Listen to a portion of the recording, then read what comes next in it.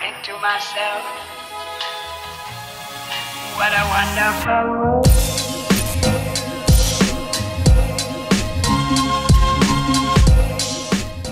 Halo semuanya, selamat datang kembali di Story Film. Kali ini kita akan membahas film yang kalian semua suka, apalagi kalau bukan permainan mematikan. Berjudul Most Dangerous Game, tahun 2020. Film ini merupakan serial yang terdiri dari 15 episode, tapi di sini saya akan merangkumnya menjadi satu video. Film ini akan bercerita mengenai seorang pria yang mengikuti permainan dengan jumlah hadiah yang cukup besar. Namun permainan ini tidak seperti yang dia bayangkan, di mana dia harus bertahan hidup selama 24 jam dari kejaran para sultan psikopat. Penasaran dengan ceritanya? Mari kita langsung aja masuk ke alur filmnya. Enjoy the video.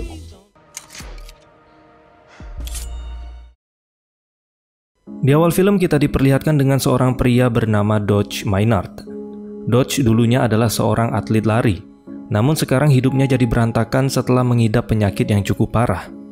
Dia juga memiliki perusahaan yang belum selesai dia bangun, bernama The Carrington. Namun karena perekonomian Dodge sedang memburuk, akhirnya dia mengalami kebangkrutan dan memiliki hutang di sana-sini. Selain itu, Dodge tambah dibuat stres karena sebentar lagi anak pertamanya akan segera lahir. Bagaimanapun caranya dia harus mencari uang agar bisa membiayai kelahiran anaknya. Maka dari itu, Dodge pamit ke istrinya yang bernama Val untuk menemui kliennya. Barangkali dia mau investasi dan kembali membangun perusahaan Dodge yang telah lama mati.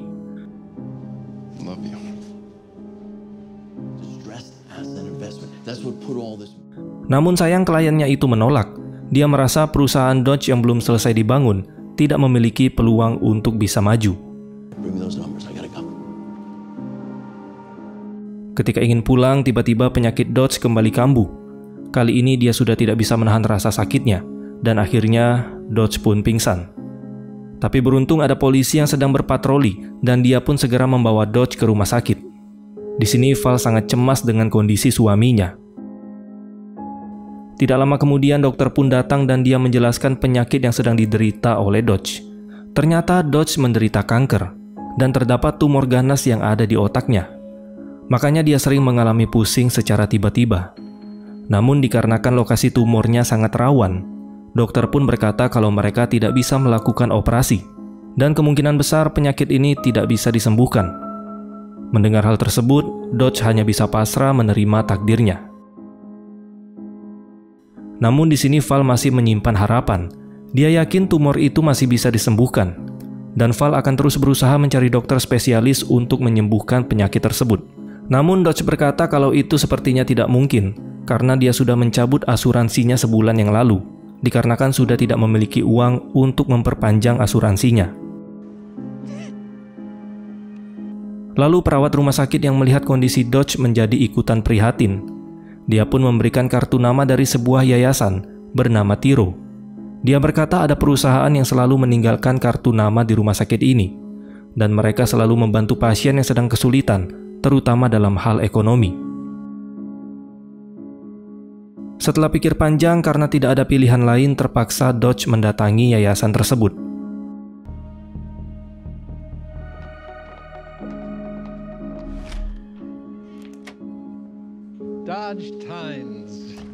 Di sana Dodge bertemu dengan pemilik yayasan Tiro. Pria ini bernama Miles. Setelah sedikit basa-basi dan mendengar cerita dari Dodge, Miles pun menjadi ikut prihatin. Di sini Dodge ingin meminjam uang dengan jaminan perusahaannya yang belum jadi. Namun Miles berkata dia tidak bisa memberikan pinjaman tersebut karena dilihat dari perusahaan Dodge yang belum selesai dibangun, ditambah umur Dodge yang sudah tidak lama lagi. Miles takut nantinya Dodge tidak akan bisa mengembalikan uang pinjaman tersebut sebelum dia meninggal.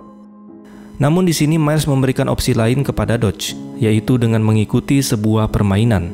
Miles menjelaskan kalau dia adalah fasilitator atau orang yang memfasilitasi siapa saja yang mau merasakan tantangan baru di dalam hidupnya. Di sini Miles mewakili kliennya, yaitu para sultan yang sangat kaya raya. Dan para sultan ini mau membayar dengan biaya yang sangat tinggi bagi siapapun yang ingin ikut berpartisipasi dalam permainan ini. Dan permainan yang dimaksud adalah berburu. Awalnya Dodge mikir, oh cuman berburu, kayak berburu hewan kan? Namun Miles berkata kalau ini perburuan untuk membunuh. di mana yang menjadi target buruan adalah Dodge itu sendiri. Mendengar hal itu, Dodge pun sangat kaget, dan tentu saja dia menolaknya. Miles menjelaskan kalau mereka memburu orang yang sudah tidak memiliki harapan di hidupnya, namun semua ini hanya untuk membantu orang seperti Dodge, agar bisa keluar dari masalah hidupnya. Jika Dodge tidak menerima tawaran ini, ya nggak masalah. Namun hanya inilah kesempatan yang bisa Dodge lakukan, apalagi dengan kondisinya sekarang, di mana umurnya sudah tidak lama lagi. Setidaknya setelah Dodge ini tewas, istri dan anaknya bisa tetap hidup dari hadiah permainan ini. Miles berkata jika Dodge berubah pikiran silakan datang kembali. Dan tidak butuh waktu lama, Dodge kembali menemui Miles. Di sini Miles langsung menjelaskan sistem dari permainannya. Dodge akan diburu selama 24 jam. Jika setiap jamnya Dodge berhasil bertahan, maka mereka akan mengirimkan uang ke rekening milik Dodge. Di jam pertama mereka akan transfer uang sebesar $50.000. Lalu pada jam berikutnya $100.000. Jumlah tersebut akan terus bertambah setiap jamnya. Dan itu berlanjut sampai permainan ini berakhir. Jika Dodge berhasil bertahan selama 24 jam, maka dia akan menjadi orang kaya mendadak dengan total hadiah $24,5 juta. Dan jika Dodge gagal, dia akan tewas. Namun semua uang yang sudah masuk di setiap jamnya akan tetap menjadi milik Dodge dan keluarganya. Di sini Miles yakin Dodge bisa menyelesaikan permainannya. Apalagi dulunya Dodge ini adalah atlet lari. Pasti dia bisa menggunakan skill berlarinya di dalam permainan ini. Miles juga mengingatkan kalau Dodge harus tahu apa yang sedang dia hadapi. Para pemburu ini bisa saja pria, wanita, tukang sayur, tukang jahit, tukang roti, tukang rujak, dan lain-lain. Siapapun yang dia temui, bisa saja dia adalah pemburunya. Dan permainan akan berlangsung hanya di kota ini. Jika Dodge melewati batas kota, itu artinya dia melakukan pelanggaran. Dan permainan tidak akan berakhir sampai Dodge benar-benar terbunuh. Melapor polisi atau memberitahu ke siapapun itu juga merupakan pelanggaran. Jadi yang akan bermain hanya Dodge dan 5 orang pemburu yang sudah disiapkan. Tidak ada pistol dan pemburu harus mendekat secara langsung untuk membunuh Dodge. Miles juga memberikan handphone ke Dodge. Handphone ini hanya bisa Dodge gunakan untuk menelpon Miles. Setiap kali Dodge berhasil melewati 1 jam, maka handphone ini akan berbunyi 2 kali dan langsung memberikan lokasi di mana Dodge berada untuk 15 detik ke depannya. Dan Dodge tidak boleh membuang handphone ini karena itu juga merupakan suatu pelanggaran. Here's my personal number. Hopefully I'll see you soon.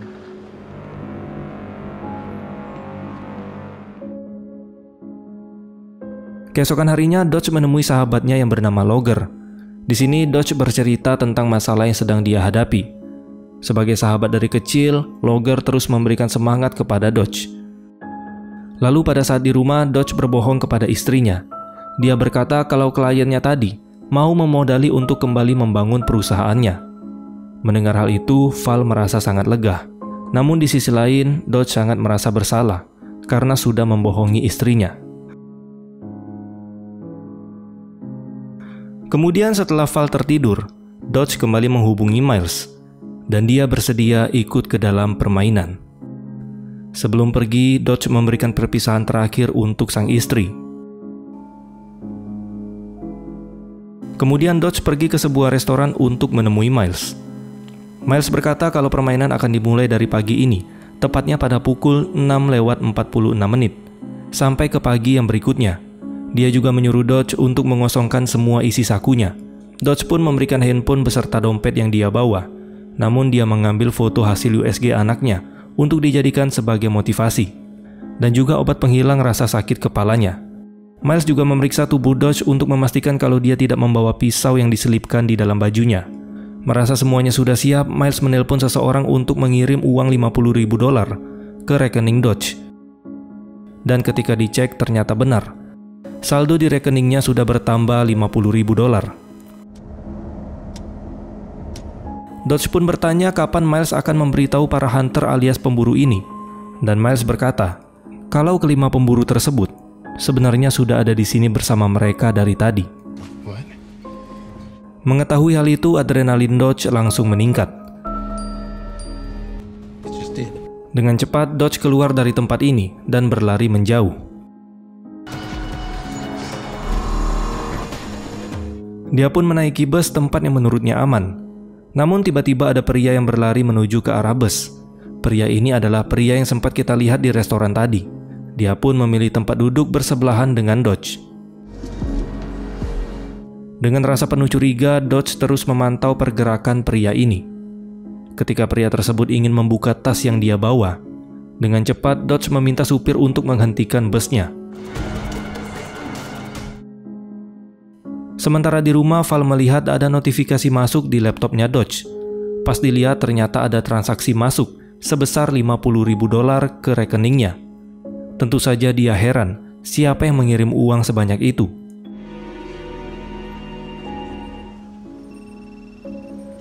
Di sini kita juga diperlihatkan dengan pria bernama Connell. Dia adalah asisten Miles. Namun dia juga bertugas untuk mengawasi permainan dan memonitor semuanya.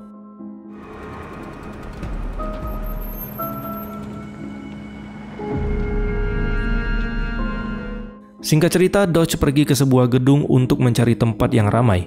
Dodge pun masuk ke dalam lift. Dan ketika pintu lift itu hampir tertutup, tiba-tiba ada seorang pria yang menahan pintunya.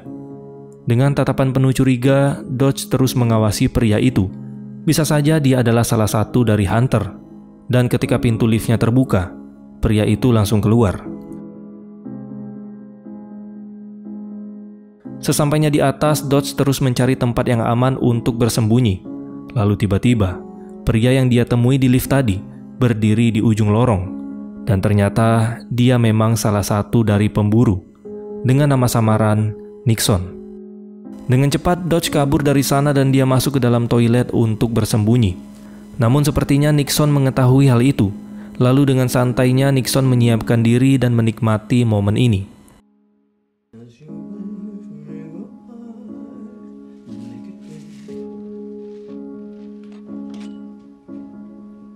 Kemudian dia mendobrak pintu toilet itu satu persatu, hingga akhirnya dia menemukan Dodge. Di sini Nixon merasa kecewa, dan dia pun menghubungi Miles. Nixon kecewa karena sudah jauh-jauh dia datang ke tempat ini, namun perburuannya selesai kurang dari sejam. Miles pun hanya bisa meminta maaf karena target yang dia berikan tidak sesuai dengan ekspektasinya.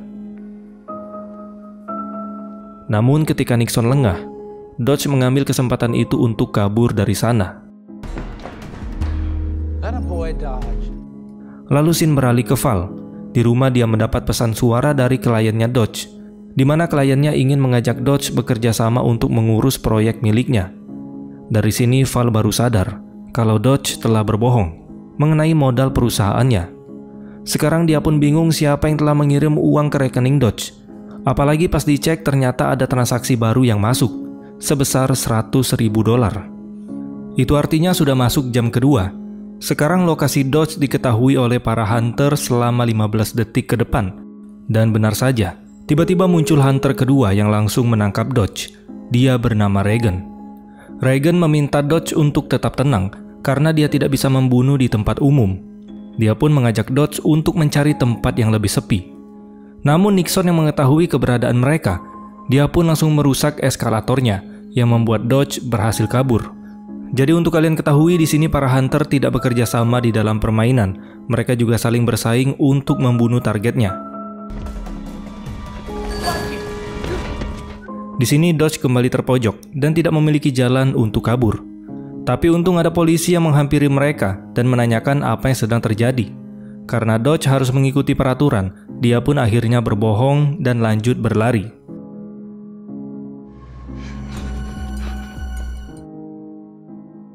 Hingga akhirnya Dodge berniat menaiki kereta, namun lagi-lagi Nixon berhasil menemukannya, dan untung Dodge kembali berhasil lolos.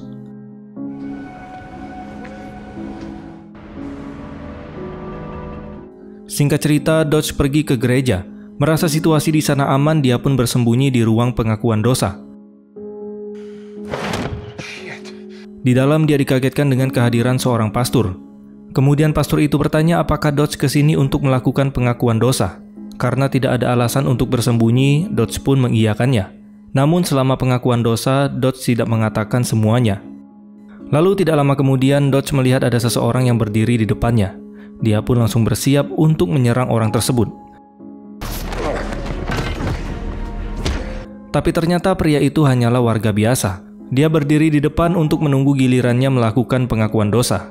Di sini si pastor terus bertanya, kenapa Dodge berpikir kalau orang-orang akan membunuhnya. Waktu pun menunjukkan pukul 9:45. Itu artinya kurang dari semenit lokasi Dodge akan segera diketahui oleh para hunter. Namun si pastor terus bertanya, sebenarnya siapa yang sedang mencari Dodge? Dan dia juga berjanji tidak akan membiarkan siapapun menyakiti Dodge di dalam gerejanya. Tapi tanpa diduga, ternyata pastor ini adalah salah satu dari hunter. Dia bernama Carter.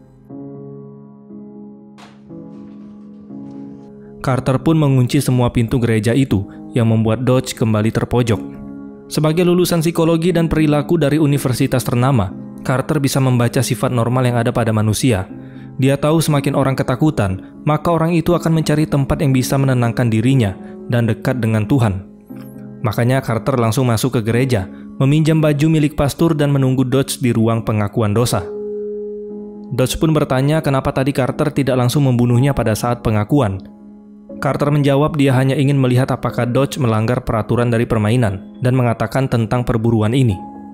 Dan untungnya Dodge tetap mengikuti peraturan. Lalu terjadilah pertarungan di antara mereka.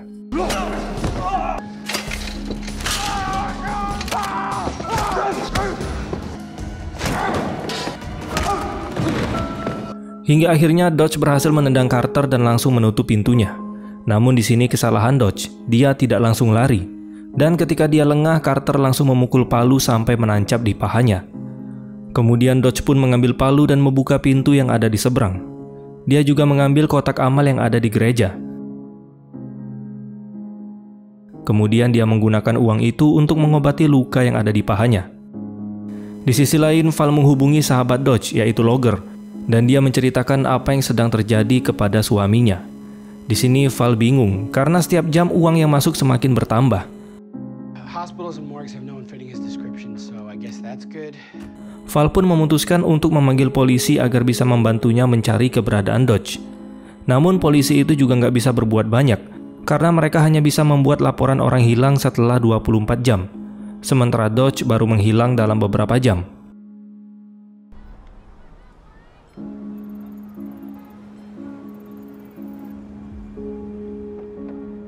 Sementara di sisi lain, Dodge pergi ke sebuah pertandingan hoki dan mencuri baju di salah satu toko. Tentu saja dia ke sana bukan untuk menonton pertandingan, melainkan dia mencari tempat yang ramai untuk melakukan penyamaran. Setelah lokasinya mulai terdeteksi, Dodge pun memulai aksinya.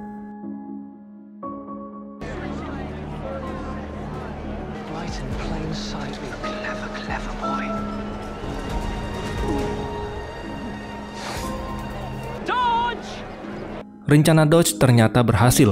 Nixon sampai dibuat kebingungan mencari keberadaannya. Hingga akhirnya penjual baju tadi memergokinya dan mengambil baju yang sudah dicuri oleh Dodge. Hal itu pun membuat penyamarannya jadi terbongkar. Dodge kembali berlari dan dia bersembunyi di bagasi mobil milik orang. Dan ketika mendengar kalau mobil ini akan menuju ke kota Birmingham, Dodge pun baru sadar kalau dia melewati batas kota yang sudah ditentukan, maka itu adalah sebuah pelanggaran. Dan permainan ini tidak akan berhenti sampai Dodge benar-benar tewas. Dengan cepat, Dodge pun langsung menggedor bagasi mobil tersebut. Ketika orang itu menyadari suaranya, dia langsung menepikan mobilnya di pinggir jalan. Dan betapa terkejutnya mereka ketika melihat ada orang yang sedang bersembunyi di dalam bagasi mobil. Setelah menenangkan pemilik mobil yang sempat panik, Dodge pun pergi ke suatu tempat dan melihat mobil taksi yang lagi mengisi bensin. Dengan cepat, Dodge mencuri taksi itu dan menuju pulang ke rumahnya.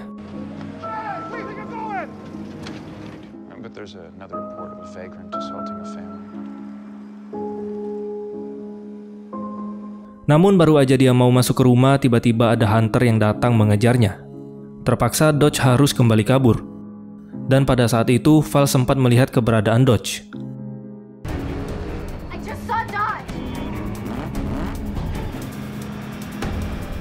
Setelah sempat terjadi kejar-kejaran, akhirnya hunter itu berhasil masuk ke dalam mobil melalui kaca belakang yang sudah pecah. Karena hal itu, Dodge langsung menancapkan gas mobilnya sampai menabrak beton yang ada di pinggir jalan. Beruntung Dodge masih bisa selamat dari kejadian ini, sementara si hunter terlihat sudah tidak berdaya, dan ternyata dia adalah si Carter, alias si pastor palsu. Di saat seperti ini, Carter masih sempat mengancam Dodge. Carter tahu kalau Dodge tidak akan berani membunuh orang. Dia juga berkata kalau dia akan mengincar istrinya Dodge. Dodge yang sudah kehilangan kesabaran, dia pun langsung menghantamkan batu besar itu ke kepala Carter, sampai dia tewas. Setelah mengetahui kematian Carter, Connell pun langsung melapor ke Miles kalau dia sudah membersihkan tempat kejadian. Dia sudah membuang jasad Carter menggunakan peti baja ke dasar danau, dan dia membakar motor milik Carter, sehingga nanti polisi tidak akan bisa menemukan bukti dari perburuan ini. Sementara itu, Dodge sekarang sudah berada di pelabuhan. Di sana dia melihat Regan yang sedang mencarinya. Dodge pun berencana mencuri tiket agar bisa menaiki kapal dan bersembunyi untuk sementara waktu. Kebetulan pegawai di kapal itu mengatakan kalau ada makanan gratis di kapal ini. Dodge yang dari tadi sudah kehausan langsung mengambil air untuk mengisi tenaganya. Namun belum sempat minum, tiba-tiba pegawai kapal tadi kembali datang. Dan ternyata dia adalah salah satu dari hunter bernama Kennedy. Niatnya mau nyari tempat yang aman, malah terjebak sama hunter di dalam satu kapal. Terpaksa Dodge harus melawan Kennedy yang ahli bela diri. Ketika berada di atas kapal, Kennedy mengingatkan Dodge kalau kapal ini akan keluar dari batas kota jika melewati jembatan. Dan permainan tidak akan berhenti sampai Dodge terbunuh. Dengan cepat, Dodge bergelantungan di bawah jembatan, disusul dengan Kennedy yang juga ikut gelantungan. Ketika Kennedy berusaha mendekat, Dodge mengambil kesempatan untuk menendang Kennedy, dan akhirnya dia terjatuh. Singkat cerita, hari sudah menunjukkan tengah malam, namun Dodge memilih untuk beristirahat karena dia sudah sangat kelelahan. Setelah lokasinya mulai terdeteksi, Dodge pun pergi ke area taman bermain. Tidak lama kemudian, ada mobil yang mendekat ke arahnya. Di sini, Dodge terlihat pasrah, karena dia sudah kehabisan tenaga. Tapi ternyata yang datang bukanlah pemburu, melainkan si logger, sehingga Dodge bisa aman untuk sementara waktu. Di sini Dodge bertanya bagaimana logger bisa menemukannya. Logger menjawab kalau dia sudah mengemudi sepanjang malam hanya untuk mencari Dodge. Dan dia teringat ketika masih kecil si Dodge ini suka bersembunyi di taman bermain itu ketika ayahnya sedang sakit.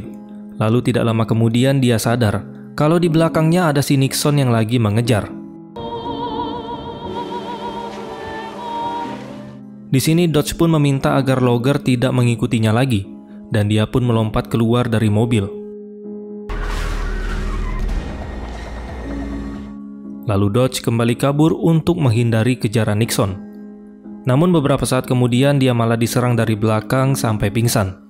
Setelah tersadar, Dodge sudah berada di dalam rumah, dan ternyata orang yang menculiknya adalah para pecandu sekaligus bandar narkoboy. Dia diculik karena dia sudah masuk ke wilayah mereka. Di sini mereka kira Dodge ini adalah seorang bandar, karena dia membawa obat di sakunya. Ditambah lagi ketika mereka mengecek handphone milik Dodge, mereka melihat banyak uang yang masuk ke rekeningnya. Di sini Dodge menjelaskan kalau obat di sakunya itu bukanlah narkoboy, melainkan hanya obat penghilang sakit kepala. Dia juga mengingatkan kalau 2 menit lagi akan ada pembunuh yang mencarinya, dan jika mereka tidak membiarkannya pergi, maka para pembunuh ini juga akan menghabisi mereka semua. Namun para pecandu ini tidak percaya dengan perkataan Dodge. Dan tidak lama kemudian ada orang yang mengetuk pintu mereka. Ternyata dia adalah pria yang pernah bertemu Dodge ketika berada di dalam bis. Dan pemburu yang kelima ini bernama LBG. Dengan senjata yang dia bawa, LBG langsung menghabisi semua bandar yang ada di rumah ini. Ketika Dodge ingin kabur melalui jendela, ternyata sudah ada Regan yang menunggunya. Dodge pun akhirnya kembali terpojok. Di sini dia protes kalau peraturannya tidak boleh menggunakan senjata api. Tapi LBG beralasan dia menggunakan senjata api hanya untuk menghabisi para pecandu yang ada di rumah ini. Sedangkan untuk membunuh Dodge, dia sudah menyiapkan alat khusus. Dan ketika LBG ingin menghabisi Dodge, tiba-tiba dia ditembak oleh pecandu yang ternyata masih hidup. Dengan cepat Dodge kembali mengambil barang-barangnya dan langsung kabur dari rumah ini. Di sana Dodge tidak sengaja berpapasan dengan Connell yang bersiap untuk membersihkan tempat kejadian. Run, Mr. Tynes.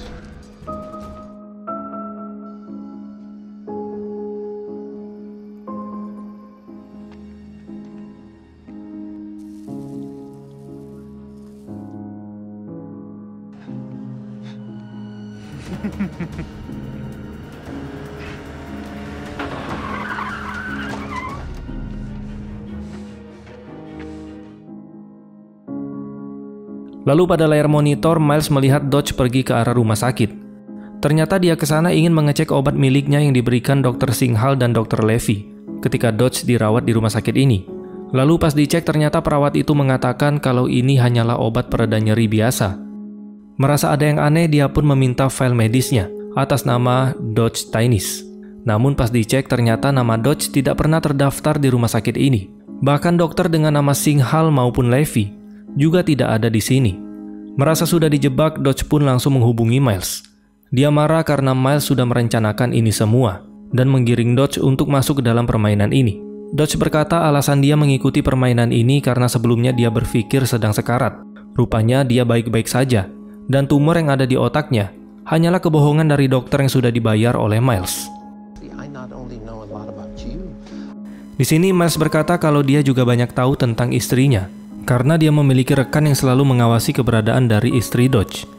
Dan orang itu adalah sahabat baiknya atau orang yang paling dekat dengan Dodge. Siapa lagi kalau bukan Logger? Miles mengungkapkan kalau Logger kesal dengan Dodge karena Dodge tidak mengembalikan uang yang sudah Logger pinjamkan kepadanya sebesar $50.000. Karena hal itu, Logger sengaja meracuni air minum Dodge yang membuatnya sering sakit kepala secara mendadak. Tidak hanya itu, Miles juga mengaku sudah menghabiskan banyak uang untuk menyewa polisi palsu, dokter palsu, bahkan perawat palsu yang memberikan kartu nama Yayasan Tiru kepada Dodge. Semua itu dia lakukan hanya untuk membawa Dodge masuk ke dalam permainan ini. Dan sekarang Dodge tidak bisa keluar dari permainan ini begitu aja. Miles juga mendapat laporan dari Connell ketika berada di rumah pecandu. Dia melihat di sana Dodge membawa pistol di tangannya, dan itu melanggar aturan. Jadi sekarang Miles akan memberitahu para hunter kalau mereka juga boleh menggunakan senjata api dalam perburuan ini. Kemudian Dodge menghubungi Val melalui telepon umum untuk mengingatkannya tentang si Logger. Dia juga berkata kalau mereka sudah dibohongi. Sebenarnya dia tidak sakit, dan tumor maupun kanker itu tidak ada. Dodge meminta Val untuk menjauh dari Logger, karena dia termasuk di dalam bagian ini. Dia menyuruh Val untuk pergi ke taman tempat dulu dia melamarnya. Setelah mengetahui info tersebut, Val berpura-pura minta dibuatin teh sama si Logger. Dan ketika ada kesempatan, dia pun langsung pergi dari sana. Setelah Val sampai di tempat yang sudah ditentukan, tiba-tiba ada polisi yang datang. Dan polisi itu adalah polisi yang pernah datang ke rumah Val. Ternyata dia merupakan suruhan dari Miles. Tidak lama kemudian, Dodge juga sampai di sana. Polisi itu meminta Dodge untuk menyelesaikan perburuan ini. Dan mereka pun menculik Val. Di sini Dodge sangat marah, dan dia berniat pergi ke pabrik mobil bekas ayahnya untuk merencanakan sesuatu. Mrs. Tynes, please sit. I'm sorry things played out like this. Collaterals are rarely involved.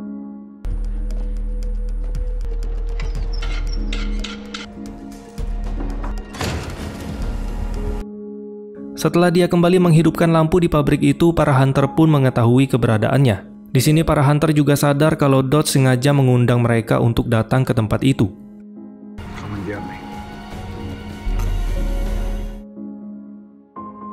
Singkat cerita, para hunter ini pun sudah berkumpul di depan pabrik, dan mereka pun mulai berlomba untuk memburu Dodge.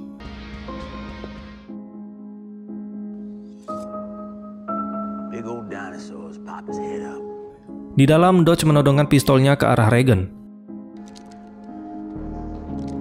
Namun ketika Dodge lengah, Regan langsung menyerangnya. Lalu Dodge berhasil menjatuhkan Regan ke sebuah mesin, dan dia menyalakan mesinnya, sehingga membuat tangan Regan terjepit. Beberapa saat kemudian, Dodge tidak sengaja terjatuh, dan tiba-tiba ada orang yang mengambil pistolnya. Ternyata dia adalah Logger. Dia berkata bisa menemukan Dodge karena melihat lampu pabrik milik ayahnya kembali menyala. Dia berpikir pasti Dodge ingin meminta bantuan. Namun di sini Dodge tidak percaya. Dia berkata kalau Logger yang sudah membawanya ke permainan ini. Dia juga sudah meracuninya sampai membuat Dodge sering mengalami sakit kepala. Namun di sini Logger membantahnya. Tidak mungkin dia menyakiti sahabatnya sendiri. Dodge pun meminta Logger untuk mengembalikan pistolnya. Tapi dia malah menodongkan pistol tersebut ke arah Dodge. Ternyata Logger menembak Kennedy yang berusaha menyerang Dodge dari belakang.